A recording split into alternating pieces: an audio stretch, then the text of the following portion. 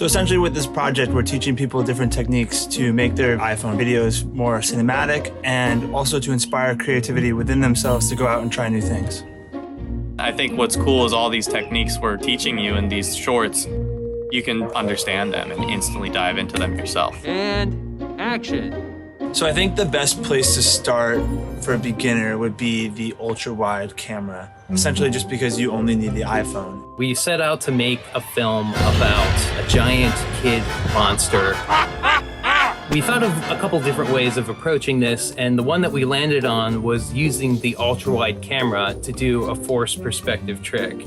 We had our young actor stage closer to camera, and what we did was we played with our eye lines to make it look like that they were on the same plane. Basically, because of the wide lens, even just a couple feet of distance allows the giant kid to feel enormous. You just literally need to put your lens in the right place, and the magic of cinema unfolds.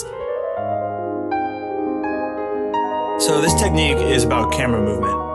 Our basic elements are like a phone that can just be dropped, some glitter thrown, and a dog bed for the phone to land on safely. We had a dark garage and we put a ballerina in the middle doing pirouettes. I dropped the phone and Josh threw the glitter, and we were able to kind of do three things simultaneously to create what would look like a big budget Hollywood crane shot. By shooting slow motion and moving the camera really quickly, we kind of make her movements seem all the more floaty and almost frozen in time. Same with the glitter falling.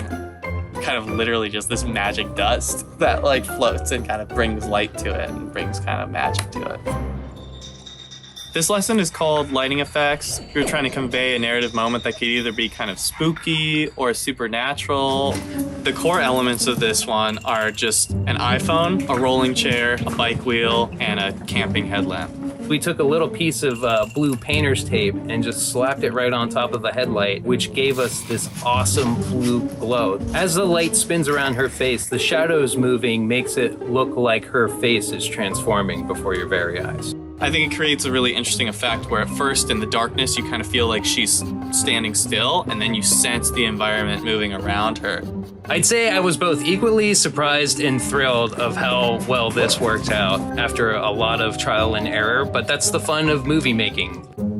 One of the coolest things about the iPhone is it is so accessible, and it allows a whole new generation of filmmakers to have a high quality camera. They're able to just take what's in their pocket, go out, and really experiment with what they find is visually stimulating. I totally do think that there's going to be this new golden age of like ultra short form filmmaking. Especially now with bite-sized content and short pieces, you don't have to have a feature-length script. All you need is your phone, a little creativity, and that can go a long way.